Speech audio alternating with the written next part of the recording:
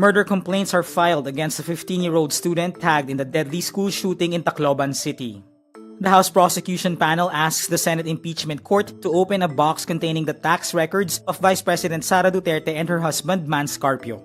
Drowned Ateneo basketball player Rene Baterbonia is laid to rest in his hometown of Tacloban, Agusan del Sur amid an outpouring of grief. The International Criminal Court reminds lawyers trials are decided in court, not by public opinion. And a deadly record-setting heat wave grips Western Europe.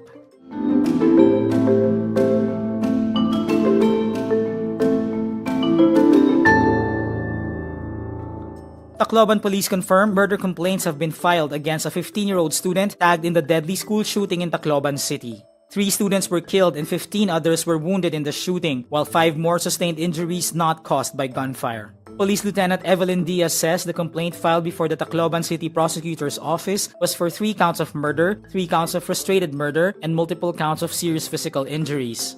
Initial findings of the police investigation show the minors appeared to have planned the attack.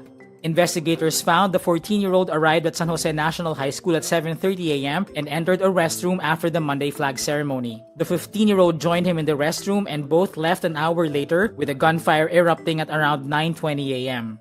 Police investigation indicates the minors fired at least 34 rounds.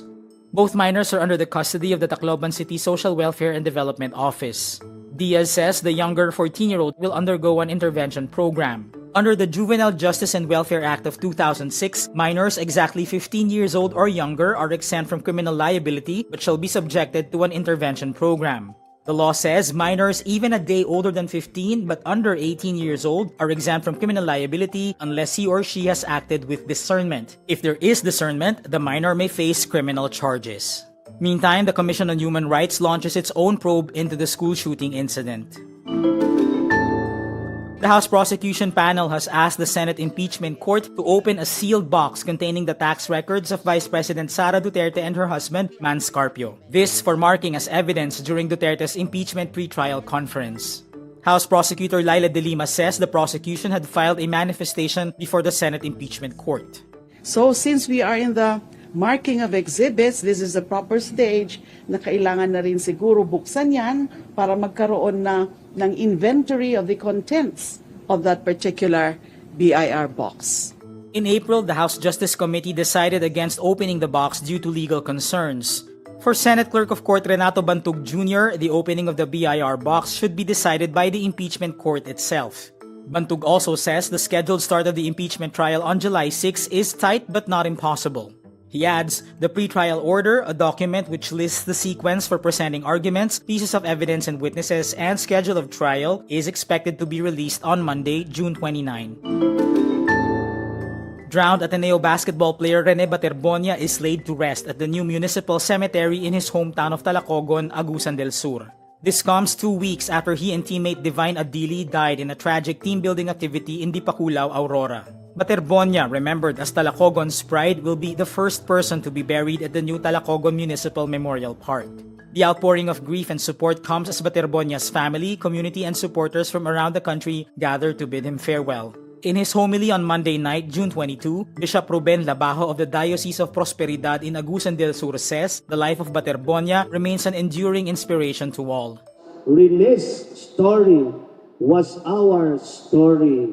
Rene was a rising star, an MVP who played with the passion of a purpose-driven young man.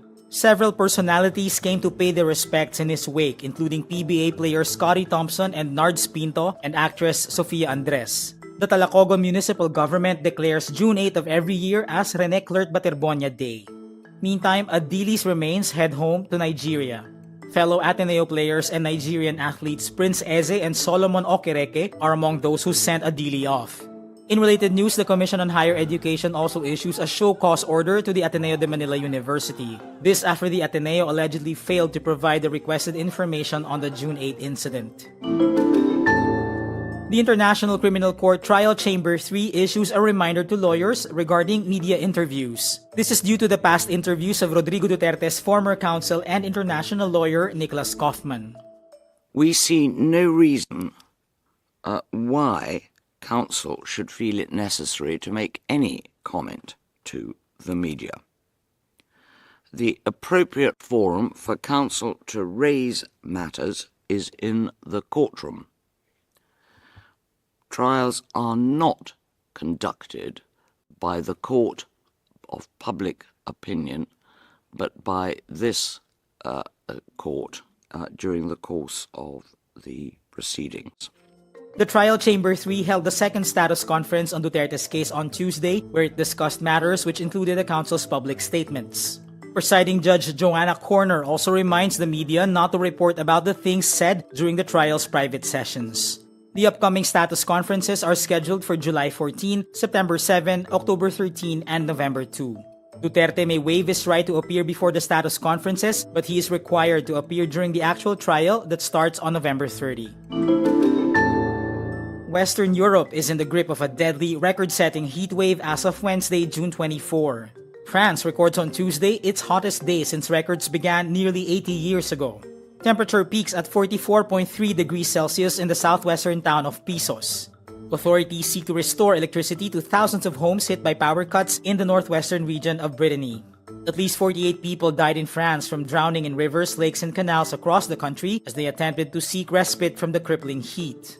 2 children aged 4 and 2 are found dead in their family's car in southeastern France.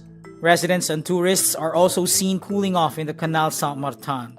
The Eiffel Tower in the Louvre Museum also shut early on Tuesday. In Paris, where the annual Fashion Week was underway, onlookers are sweating during the Louis Vuitton show as male models showed off creations by pop singer Pharrell Williams. In Spain, 2 elderly people died of heat stroke as extreme temperatures exceeded 40 degrees Celsius. In Britain, train operators advise commuters to take only essential journeys on Wednesday and Thursday as the heat brings speed restrictions. Italy's health ministry issues its highest heat alert for 16 cities, from Florence and Milan to Rome, Turin, and Verona. Conditions in Italy are expected to worsen, with meteorologists saying the heat wave is likely to peak between Sunday and Monday. And that's today's wrap. I'm JC Gotinga. Thank you for watching. Click the link below for the full story. For more updates, download the Rappler app.